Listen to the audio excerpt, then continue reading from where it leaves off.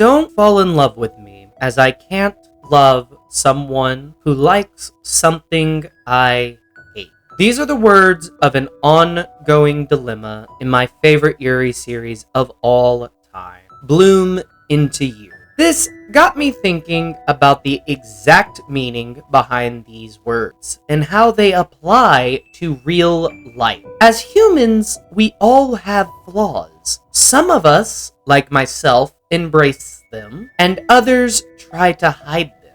I've been around for a long time, and the idea of falling in love still eludes me to this day. No matter how many of my friends get married, have kids, and so on, I sit here and I still try to learn what exactly love is, as I still don't know. I ask so many people in my friend group, so many coworkers, and I've even asked a few of my students before, but I still am not led to an answer that satisfies me. So that, my students, leads us here to today. I have once again turned to my favorite form of media, anime and manga. And so today, I am here once again to teach a lesson of acceptance. As a watcher of many forms of love, today, I want to help prove that you can be loved no matter the flaws you think make you unlovable.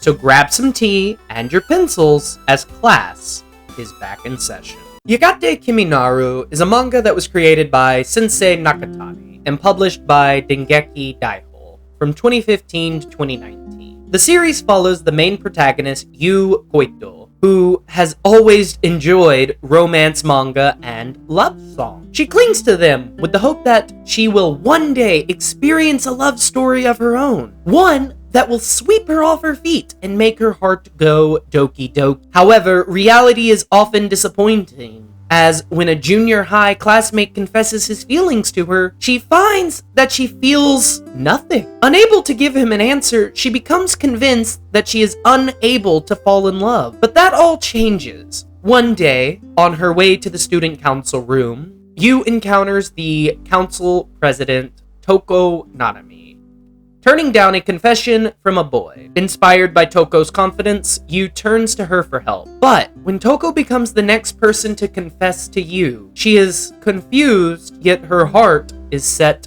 aflutter. Now, this is a series that does the coming of age elements really well, unlike other slice of life anime. The story talks about things like self-discovery, loneliness, and loss. There is also a lot of emphasis put on the meaning of love. Now, of course, that one is more subjective, but the first three have a lot of detail added to them. And this is a series that really got me thinking hard and twisting my professor brain. But as mentioned at the start of the video, the line that really stuck with me was this one. You don't have to become someone else. And I believe there are more people out there than you realize who can accept the real you exactly the way you are. And I know there are people who will be fond of the real you too. I would rather die than hear any of that again. Now, this is a line that's kind of powerful in many ways and can be applied to many aspects of the real world. This is a concept that you can hate parts of yourself, but what you may hate, someone else may love or find endearing. Let me know down in the hate lab below. How would you deal with someone who cherishes the things you hate or loves something that you think is repulsive about yourself? This is a story that does very well to lead us on a path of maybe doing some of our own self-discovery. As we see throughout this story, Nanami does not like herself, and we see that she is wearing a lot of different masks in front of everybody, and she only removes them when she is with Koito. While the story does mostly focus on Koito, it does a great job showing us how their connection is helping them grow as people, as individuals. And it shows us just how complex and relatable life can be. What I think really makes this story stand out above the rest is that it's not plot-driven by some pure misunderstanding and drama like Scum's Wish or Citrus, but instead takes a more slow and peaceful exploration of both characters' growth and identity. This idea of identity is really taken to another level during the school play arc of the manga. During this arc, we see that Nanami wants to put on a school play as a send-off to her late sister who died unexpectedly one day while shopping. During this arc, we see Nanami asking Koito to have her friend Kiyomi write them an original play. Throughout the arc, we see Kiyomi struggling to write it as she doesn't really understand Nanami because all she sees is the school persona of Nanami. However, after talking it through with Koito-san and sharing it with the group, we learn the title of the play, I Only Know You. Now, this play only takes up about 3 chapters of Volume 6, and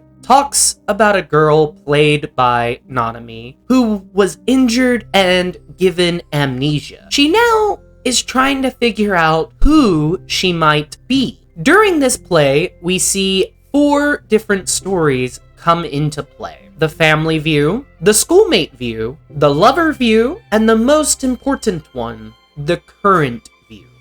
Throughout these chapters, we see Nanami's character struggle with figuring out who she really is, as each of the visitors give her a different answer of who she was. Not having a clear view leads to the idea that she is a different person, depending on who she is with, just like the real Nanami. She begins to wonder what she was like when she was alone. As Nanami decides to come to the conclusion that she was a different person with whoever she was, she doesn't know which one is the true her. And in the second half of the play, we see Nanami ask the nurse, who has been there the entire time, what she thinks Nanami should do. And this prompts the nurse to karate chop her forehead, which was just cute,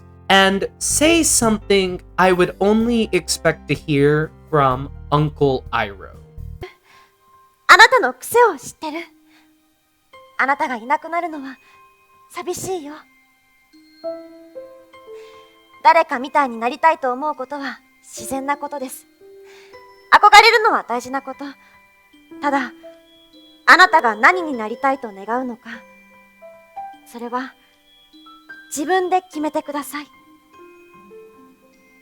People can't become other people. You can only be you. Don't abandon yourself to become someone else. It's normal to want to live like someone. It's great to admire others. But what you want to be isn't something they can decide or they should decide. It's something only you can decide. Now, this is a quote that I think is very important to understand for today's video, as we all hide our true self in many ways through what is known as a mask or a persona. For those that are unaware of what a persona is, according to Carl Jung and his psychology, the persona is a mask that we as people present to the world. It may appear in many different forms. For example, how we act at school, how we act with our family, and how we act with our loved one. We all have many different personas that we use from day to day, very similar to what we are seeing with Nanami inside of the play. Her character is using these different personas, these different masks to hide her true self. I believe this fits the groundwork behind Nanami's character perfectly. Even more so that because of the play, as I mentioned, we as the readers can see what is truly going on behind the scene. We also see that because of the play, the real Nanami can be seen starting to change. We even have this throwaway panel here that shows that her parents feel terrible that they have not been there for her. This can also be something very important to understand, just who you, my student, are as a person. This is something that also leads to what I would like to believe is a crucial point for our topic of being loved due to our flaws. As in chapter 34, we see Koito confront her feelings with Nanami in the same spot that Nanami once said the famous words. However, after hearing Koito say she loves her, Nanami begins to realize why she once uttered the rules above. She was afraid of being loved, and she felt like if she changed even a little, then Koito would no longer love her. But she realizes that Koito has also changed, and she still loves her now. So now we see Nanami needing to confront Koito and tell her how she really feels. Now, I believe this chapter hits very differently depending on the stage of life you are in. For me personally, it makes me reflect back on my high school days and makes me realize that I live most of my life in the shadows, afraid to get close to anyone, as I had been hurt so many times over and over again. Every time I would get close to someone, something would happen, and then I would be forced to move again. This led me to build walls that I still keep around my heart to this day, as I don't let people get close to me. I like to keep people at a distance, as that is how I am more comfortable. I wear many personas because I don't like being hurt. I'm afraid of what would happen if I showed my true self to literally anyone. Now, this all leads us into our final act of the manga that really deals a lot with character growth. We see Nanami start to open up more about her feelings, as she was normally closed off with her friends. And we also see development from our supporting cast. The main one that I want to focus on today is Saiki Sayaka. And I felt she was worth mentioning because she was always Nanami's best friend, and she has also always had a crush on Nanami. And we learned during the school trip arc that Saiki has decided to confess her love, and she really puts some power into the lines saying, "I was in love with the perfect persona that you portrayed. But even when I learned your weakness, I never became disillusioned with you. I never hated you. In fact, I grew to love you even more despite your flaws." Now, I believe this quote right here supports my thesis the most. Even though we all have some flaws, we all should have a right to be loved. Even if we try to hide our weaknesses, hide our flaws through a persona, there is someone out there that can help us accept them. Not only did this hit Nanami in the feelings, it also hit me. And it made me think of a quote that I think many other people need to hear. Life is not something that can easily be spent alone. The walls we build may be strong, but no matter how strong or how big we make them, something somewhere can make them break. Nothing is indestructible. I believe we will stop here for today's lesson, as our time has come to an end. So, for your homework today, answer this question. What is an anime or manga that led you to a path of self-discovery? Let me know your thoughts down in the hate lab below, and I will see you all next time. I'm Professor Plague, class dismissed.